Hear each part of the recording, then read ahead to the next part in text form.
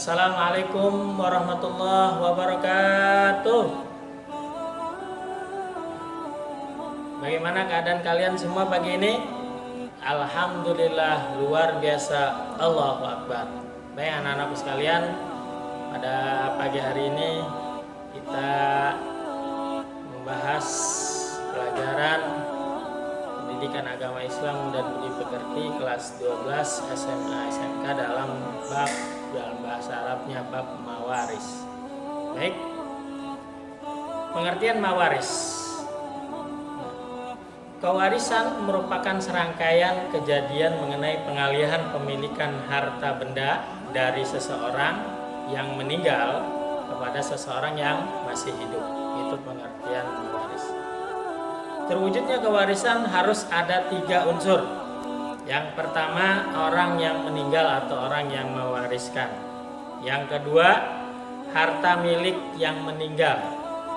Dan selanjutnya, satu atau beberapa orang yang hidup sebagai keluarga yang ditinggalkan atau disebut juga ahli waris. Hal-hal yang perlu dilakukan sebelum harta waris dibagi. Yang pertama, kalau ada zakat, ya jika harta warisan itu sudah mencapai nisabnya. Kemudian biaya mengurusi jenazahnya. Kemudian hutang bila ada. Kemudian wasiat. Kemudian nazar bila ada. Nah, syarat wasiat tidak boleh lebih dari 1/3. Ya. Kemudian selanjutnya tidak boleh wasiat kepada ahli waris kecuali ahli waris yang lainnya ridho. Kemudian yang terakhir tidak untuk maksiat. Baik. Ahli waris adalah jumlah ahli waris yang berhak menerima harta warisan dari seorang yang meninggal dunia ada 25. 15 dari pihak laki-laki dan 10 orang dari pihak perempuan. Yang dari pihak laki-laki, yang pertama anak laki-laki saudara laki-laki sekandung, ya, cucu laki-laki dari anak laki-laki dari saudara laki-laki sebapak, kemudian bapak, paman yang sekandung dengan bapak, kakek dari bapak, paman yang sebapak dengan bapak, kemudian saudara laki-laki sekandung, suami, saudara laki-laki sebapak, laki-laki yang memerdekakan, kemudian saudara laki-laki seibu. Jika ahli waris tersebut ada semua, ya lengkap, ya, maka yang mendapat warisan 3 orang saja, yaitu anak laki-laki, bapak, dan suami. Kemudian ahli waris dari pihak perempuan, anak perempuan 1, cucu perempuan, ya, dari laki-laki, dari anak laki-laki, kemudian ibu, nenek dari bapak, nenek dari ibu, saudara perempuan sekandung, saudara perempuan sebapak, saudara perempuan seibu, istri, kemudian perempuan yang memerdekakan. Nah, kemudian jika semua di atas, ya, ada, maka yang mendapat warisan hanya 5, yaitu istri, anak perempuan, ibu, cucu perempuan dari anak laki-laki, kemudian yang kelima saudara perempuan sekandung. Nah, ketentuan ini bila semua ahli waris yang ada semua dari pihak laki-laki dan pihak perempuan yang digabung, yang 15 dengan 10, maka yang mendapat warisan, ya, itu hanya 5 orang saja, ya. Yang pertama suami istri, kemudian ibu, kemudian bapak, kemudian anak laki-laki dan anak perempuan. Sekarang kita pelajari tentang furudul muqaddarah. Ya, furudul muqaddarah. Ya, yang pertama zawil furud. Zawil furud ini adalah ahli waris yang mendapat bagian dari harta peninggalan menurut ketentuan yang telah diterangkan dalam Al-Quran dan Al-Hadis. Yang mendapat setengah siapa aja? Anak perempuan tunggal, cucu perempuan tunggal dari anak laki-laki, saudara perempuan tunggal sekandung, saudara perempuan tunggal sebapak, suami bila tidak ada anak atau cucu. Kemudian yang mendapat 1/4 siapa saja?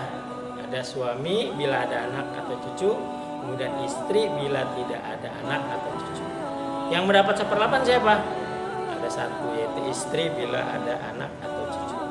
Yang mendapat 2/3 yaitu 2 orang anak perempuan atau lebih bila tidak ada anak atau cucu laki-laki. Kemudian 2 orang cucu laki-laki atau lebih bila tidak ada anak atau cucu laki-laki. Kemudian 2 orang saudara perempuan atau lebih sekandung. Kemudian yang mendapat sepertiga siapa aja? Yang ada 2, ibu bila tidak ada anak atau cucu atau saudara, 2 orang saudara atau lebih baik laki-laki perempuan yang seibu.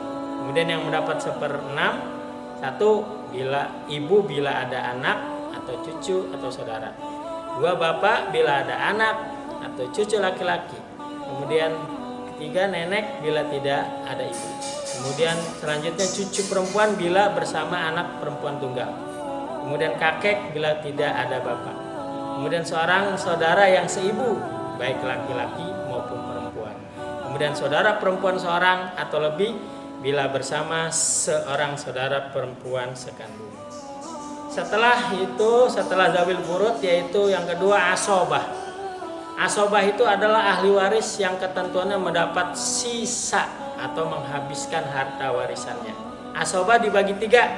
Yang pertama asobah binafsi, yaitu ahli waris yang menjadi asobah sendirinya, yaitu yang pertama anak laki-laki, cucu laki-laki dari anak laki-laki, kemudian bapak, kakek dari bapak, saudara laki-laki sekandung, saudara laki-laki sebapak, anak saudara laki-laki sekandung, anak saudara laki-laki sebapak, paman yang sekandung dengan bapak, paman yang sebapak dengan bapak, kemudian anak laki-laki paman yang sekandung dengan bapak, kemudian anak laki-laki paman yang sebapak dengan bapak. Itu ya. Kemudian dari asobah dengan sendirinya, kemudian asobah bil ghair, ahli waris yang menjadi asobah karena sebab orang lain atau ditarik oleh saudara laki-lakinya mereka, yaitu anak perempuan jika ditarik saudaranya yang laki-laki, kemudian cucu perempuan jika ditarik saudaranya yang laki-laki, kemudian saudara perempuan sekandung jika ditarik saudaranya yang laki-laki, kemudian saudara perempuan yang sebapak jika ditarik saudaranya yang laki-laki. Kemudian yang ketiga tadi asobah bil ghair, sekarang asobah ma'al ghair. Asobah binafsihi, asobah bil ghair, asobah ma'al ghair adalah ahli waris yang menjadi asobah bila bersama ahli waris wanita lain. Itu ada 2, saudara perempuan sekandung seorang atau lebih bila bersama anak perempuan atau cucu perempuan atau lebih. Kemudian saudara perempuan sebapak seorang atau lebih bila bersama anak perempuan atau cucu seorang atau lebih. Nah, kemudian setelah zawil furud, asobah, ada hijab dan mahjub. Hijab adalah halangan untuk tidak mendapat warisan, sedangkan mahjub adalah orangnya, ya, orangnya yang terhalang. Jadi ada hijab yang sifatnya mengurangi, hijab nukson, yaitu suami bila tidak ada anak mendapat setengah, tapi bila ada anak seperempat. Hijab hirman penuh, yaitu seperti cucu tidak mendapat bagian bila ada ayahnya. Nah, dari ke-25 ahli waris hanya ibu, bapak, suami istri, anak laki-laki dan perempuan saja yang pasti mendapat bagian warisan, sedang ahli waris lainnya ya terhalang, ya belum pasti. Nah, kemudian apa sih sebab-sebab seseorang menerima warisan? Ada 4. Yang pertama, pertalian darah dari yang meninggal. Yang kedua, adanya hubungan pernikahan. Yang ketiga, adanya pertalian agama. Yang keempat, yaitu karena memerdekakan. Kemudian apalagi ya halangan-halangan seseorang menerima warisan, yaitu hamba dalam surat An-Nahl ayat 75. Kemudian yang terhalang lagi karena membunuh ahli waris. Kemudian yang terhalang lagi karena apa? Murtad. Kemudian yang keempat, berbeda agama dengan ahli waris. Itulah halangan-halangan seseorang menerima warisan. Hikmah warisan. Apa sih hikmahnya? Hikmahnya adalah 1, ya, menghindari perselisihan yang mungkin terjadi antar ahli waris. Ya, itu di hikmah yang pertama.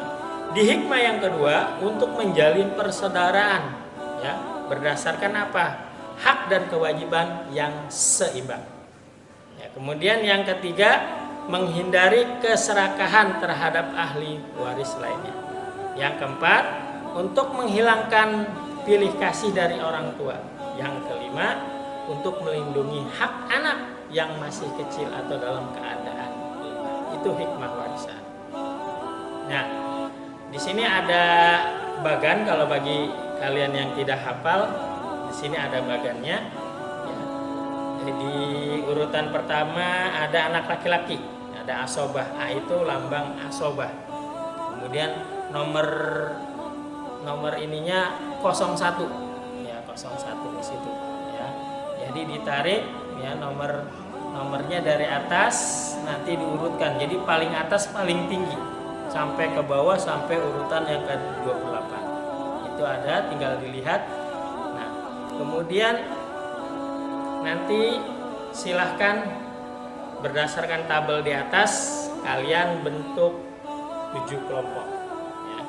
7 kelompok ini nanti kalian kerjakan, ya, kerjakan soal-soal tersebut. Nah, nanti kita bahas pada Google Meet minggu depan. Nah, ini lembar kerjanya. Yang pertama, seorang meninggal dunia meninggalkan harta warisan sebesar 15 juta. Setelah itu mayat dikenakan biaya rawat 750.000, biaya rawat jenazah 150, kemudian tidak punya hutang, bayar zakat 100.000, wasiat 2 juta. Adapun ahli waris yang ada sekarang 2 orang anak laki-laki dan 2 orang anak perempuan. Berapakah bagian waris mereka masing-masing? Itu yang pertama, lembar kerja.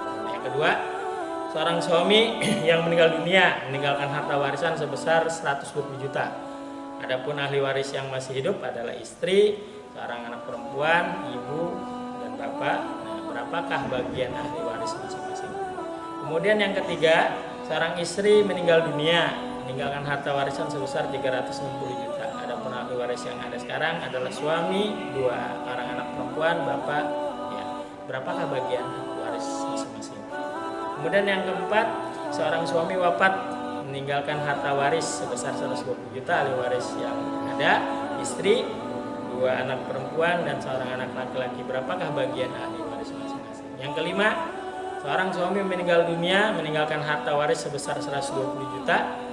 Nah, adapun ahli waris yang ada adalah istri, 2 anak perempuan, dan seorang perempuan sekandung. Berapakah bagian ahli waris masing-masing? Yang keenam, seorang istri wafat meninggalkan harta warisan sebesar 240 juta. Ahli waris yang masih hidup suami, seorang anak perempuan, dan saudara perempuan sekandung. Berapakah bagian ahli waris masing-masing? Yang terakhir, kelompok terakhir, seorang istri meninggal dunia meninggalkan warisan sebesar 240 juta. Adapun ahli waris yang ada adalah suami, suami, kemudian bapak, ibu. Nah, kemudian berapakah bagian mereka masing-masing? Itu silakan kalian kerjakan, ya. Ya, kita tutup pertemuan ini dengan sama-sama membaca Alhamdulillahirabbil alamin. Sekian, assalamualaikum warahmatullahi wabarakatuh.